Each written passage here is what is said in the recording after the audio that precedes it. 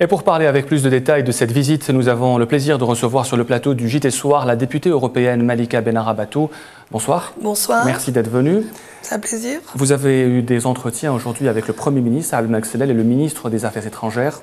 De quoi avez-vous parlé ? Nous avons parlé de beaucoup de choses. Parmi les questions qui nous importent, nous étions plusieurs députés à parler de l'intégration maghrébine, l'intégration régionale. Le Maghreb, en tant qu'union, c'est un projet qu'on soutient fortement. Et pour ma part, je suis convaincue que pour la jeunesse, qu'elle soit algérienne ou plus globalement dans le Maghreb, créer une dynamique autour d'une intégration maghrébine serait quelque chose de vraiment très important. Les leaders aux indépendants ont tous porté cette vision maghrébine. Ferhat Abbas, par exemple, quand il lance son appel aux jeunes algériens, il le lance aussi aux jeunes maghrébins. Alors on va parler de l'intégration maghrébine, mais parlons d'abord du printemps arabe. Nous avons l'impression que le Parlement européen ou que les institutions européennes de manière générale sont toujours déçues que le printemps arabe n'ait pas touché l'Algérie. Est-ce qu'il y a une part de vérité dans cela, Madame Benarabatou ? Alors, pour ma part, je n'ai jamais cru à l'idée d'un printemps arabe. Pour vous, il n'y a pas eu de printemps arabe ? Non, c'est plus une approche un peu de com. Ça fait bien, printemps arabe. Je crois que le seul pays qui, pour moi, a vraiment eu un mouvement populaire, démocratique, c'est la Tunisie. Après, les autres pays, c'est vraiment plus compliqué. Mais je crois que ce qui se passe en Tunisie est vraiment très important, très intéressant, parce que c'est un vrai mouvement démocratique. Et nous regardons ça avec intérêt, et pour ma part.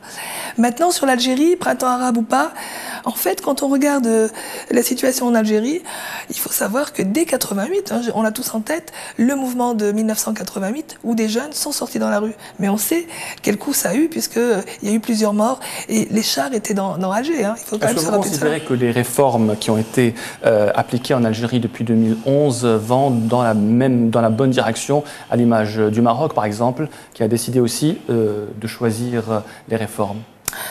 Alors, la comparaison avec le Maroc est toujours très délicate, parce qu'il y a une vieille histoire entre les... C'est comme un vieux couple, l'Algérie et le Maroc, et quand on fait un compliment à l'un, l'autre est toujours déçu qu'on ne lui fasse pas. Donc, je ne ferai pas de comparaison avec le Maroc. Pour ce qui se passe en Algérie, moi, je suis déçue. Je pense qu'on est encore à mi-chemin. Il y a une avancée, par exemple, le fait que des femmes, on est à 33% de femmes au sein du Parlement algérien, c'est une avancée, parce que c'est important que les femmes soient au Parlement. Maintenant, on sait que, par exemple, toujours concernant les droits de la femme, le code de la famille en Algérie est très rétrograde et il y a vraiment besoin... Malgré les changements qui ont été opérés ? Mais il y a des changements, mais le code de la famille n'a pas été touché.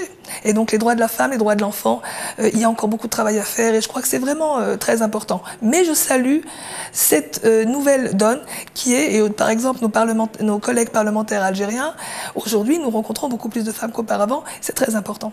Vous avez parlé aussi de sécurité tout à l'heure avec le Premier ministre lorsqu'il vous a reçu au palais du gouvernement. La sécurité, une priorité pour l'Algérie, surtout au moment où l'insécurité règne au Sahel. Quelle est l'appréciation du Parlement européen ? Oui, bien sûr, la sécurité c'est essentiel. L'Algérie en plus a un front, c'est ce que nous rappelait le Premier ministre M. Sellal. L'Algérie a 7 frontières et dans une zone où tout pose un risque de sécurité, que ce soit au Sahel ou au nord.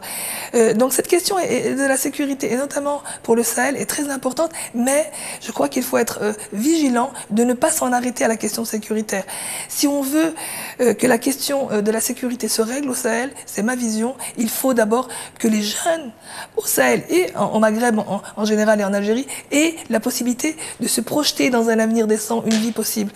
La sécurité ne peut pas être la seule approche. Une dernière question, Malika Benarabatou, on va parler d'un sujet qui vous tient à cœur, c'est le gaz de schiste. Oui. Il y a actuellement une polémique dans le monde, y compris en Algérie, sur l'utilisation ou non du gaz de schiste. Il semblerait que les autorités algériennes aient définitivement fait le choix du gaz de schiste. Qu'en pensez-vous ?